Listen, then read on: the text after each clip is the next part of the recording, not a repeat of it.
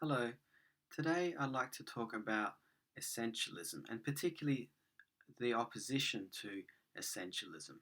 It may seem like a strange topic to talk about given that we're dealing with syllogisms.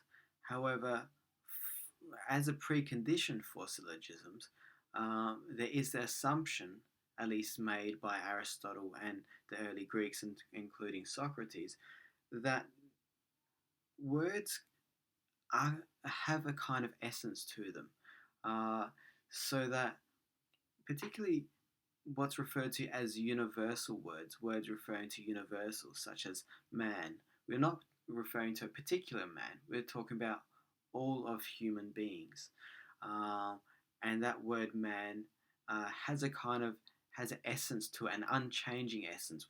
It means the same thing every time the word is mentioned, no matter what context. When we refer to man, we in this sentence or this proposition and in that proposition, it has an identical meaning. And that consistency underpinning terms, particularly universal propositions, uh, is crucial for the deductive process in reasoning correctly, in making valid inferences in the syllogism. The syllogism wouldn't work if the universal concepts or such as, for example, man, um, weren't strict universals. Otherwise, the conclusions we come up with would only hold for a particular example. It wouldn't hold for all the instances that we are trying to cover. Um, so, in that sense, there's no surprise that Aristotle and Socrates were both very concerned with the finding of essences, the intuiting of essences, the describing of essences. That was a crucial part of the Greek project and a crucial part of early Greek logic and the tradition of logic that we've been handed down. Okay, so a major opposition to this essentialist tradition, the idea that, well, essentialism basically, let me just reiterate that, the idea that objects or names have a fixed definition, and that definition has a fixed, more importantly, not so much that the definition is fixed, we can call it something else, but that the essence of that object or thing that we seek to describe has a particular essence that stays the same, can be universally known in all circumstances. And opposition to this was the idea of, particularly coming into the 19th, 20th century, was the idea of nominalism. Nominalism sought to undermine uh, the whole project of inductivism, uh, that it understood man-made grouping of individuals as artificial classes, not natural classes, that we create accidentally. So uh, the idea of, so for example, if you see five individuals and you group those five individuals into their class humans or man, for a nominalist that would be an artificial grouping, that there's nothing in that we can't speak of the something essential to those five individuals that warrants a universal categorization of them under the class man.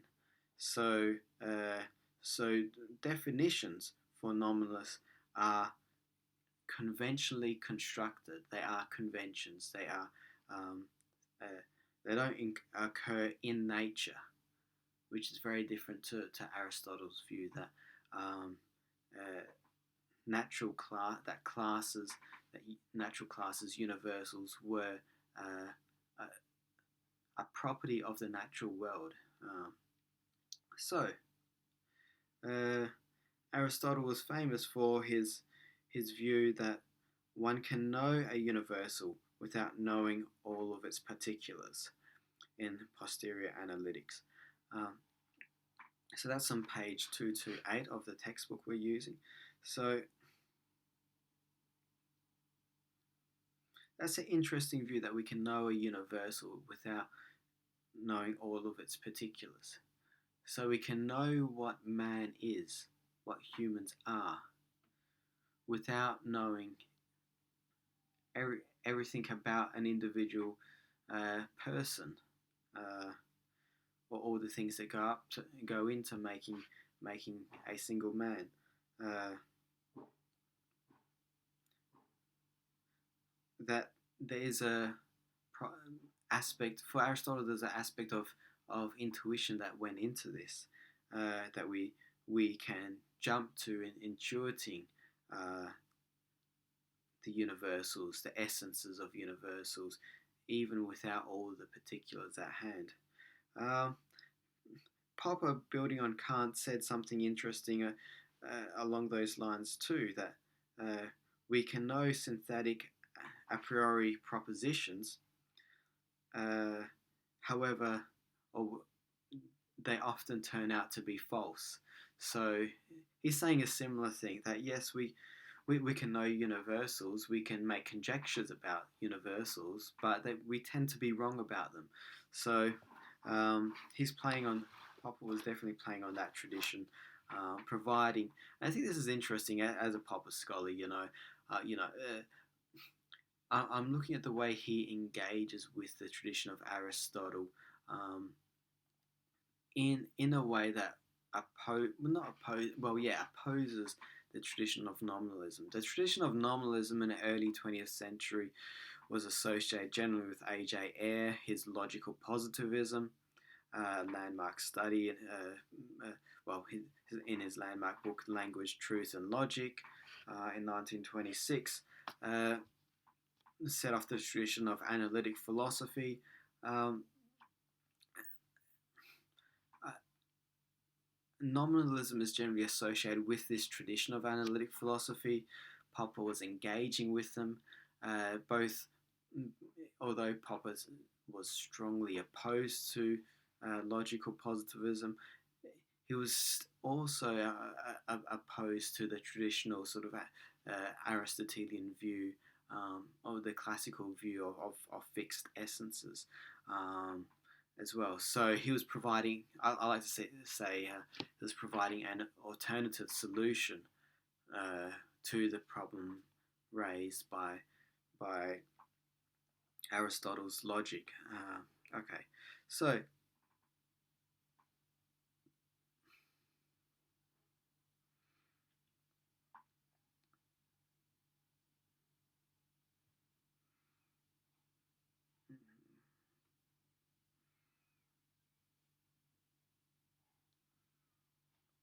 okay, so I think that's all for this video. Um,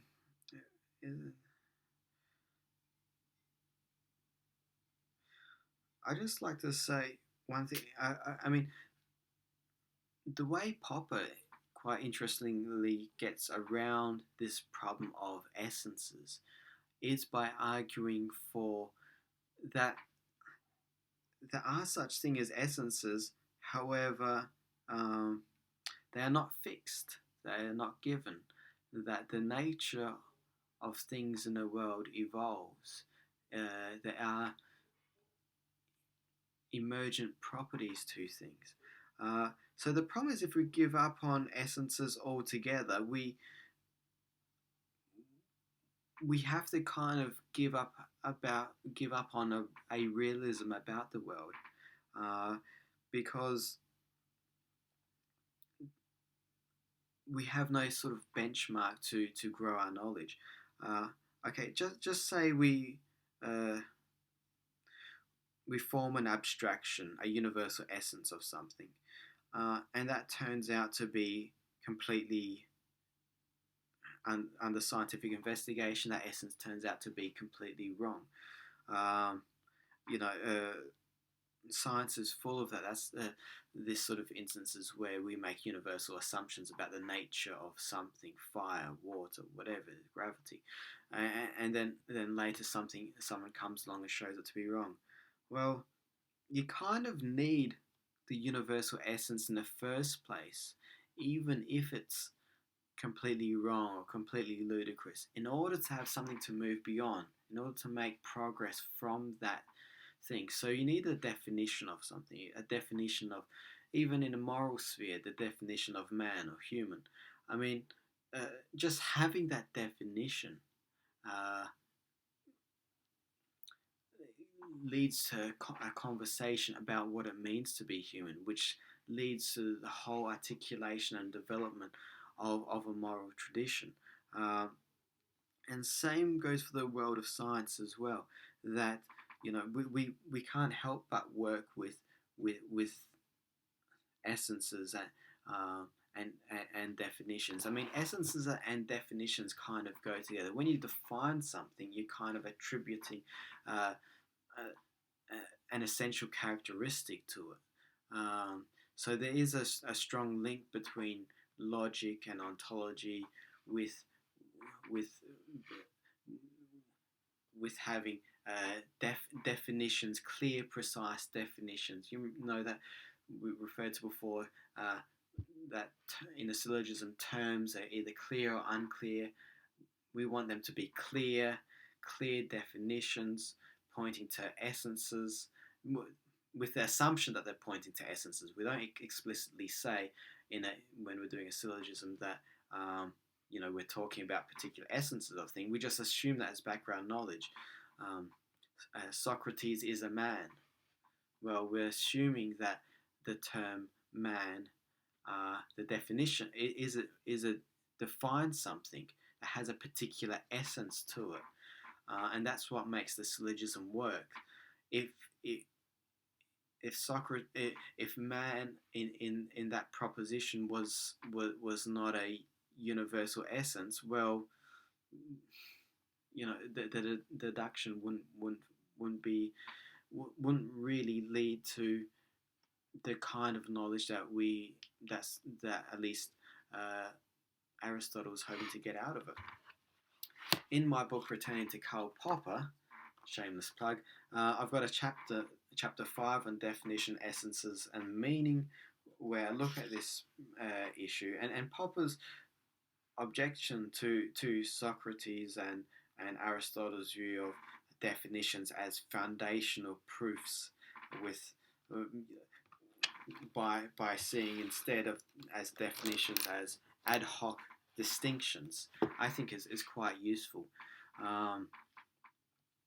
So we looked at earlier with the problem of how do we establish knowledge of, say, the term man in Socrates is a man in a famous syllogism. Well, we have to we take the word man there as foundational, as there's some sort of foundational certainty built in there. There's a kind of dogmatic starting point to the syllogism, which I think is quite interesting. And we have to have that dogmatic starting point, otherwise it would lead to an infinite regress of earlier propositions. Okay, so what is a man? Let's have a proposition which describes a particular property, and let's have another proposition which describes a property that describes that property. As Aristotle said in posterior analytics, we don't need to know all the properties of an essence. We can just kind of intuit it. And Popper sort of, he's kind of working with Aristotle. I think he's more almost revising rather than throwing out altogether. He's saying, well, let's treat this term man not as an essential foundational definition, but as an ad hoc definition that we're using for this particular knowledge task at hand. And then later down the track, we may get rid of it and find another definition or term that does a better job. But for the present conversation, for the problem that we're seeking to solve at the moment, we can work with this definition. Just at least be aware that it there is no immutable, eternal, fixed truth to this particular word, and all the and everything associated with it. So there's a pragmatic aspect of Popper's thinking as well here. That's quite interesting in terms of his solution to this particular problem. So just to summarize, syllogisms in the Greek context really only worked if we understand the terms as being described as definitions, as containing essences. There was a lot of objection to that in a 19th up until the particularly early 20th century. Logical positivism was one main strand of that objection to that, through its sort of view of essences being nominal. Popper provided an alternative objection to that, with his also by drawing sophisticatedly on the Greek tradition and the idea of diaresis, or ad hoc distinctions, and seeing ad hoc distinctions as holding the place of essential definitions. So so once again, I mean, we assume that the syllogisms are very simple, straightforward, often three line things, but really to make them work, a huge amount of ontological and epistemological assumptions have to go into them, and the problem of essences and the problem of definitions is absolutely key to Aristotle's thinking and innovation on syllogisms. And you couldn't have a syllogism without the groundwork Aristotle did on definitions and the idea of essences. Whether we agree with them or not, Popper didn't agree with them. I'm not saying anything. It's crucial to at least understand what the role of essences and the role of distinctions in forming in the formation of syllogisms. Okay, so I end the video there. Thank you.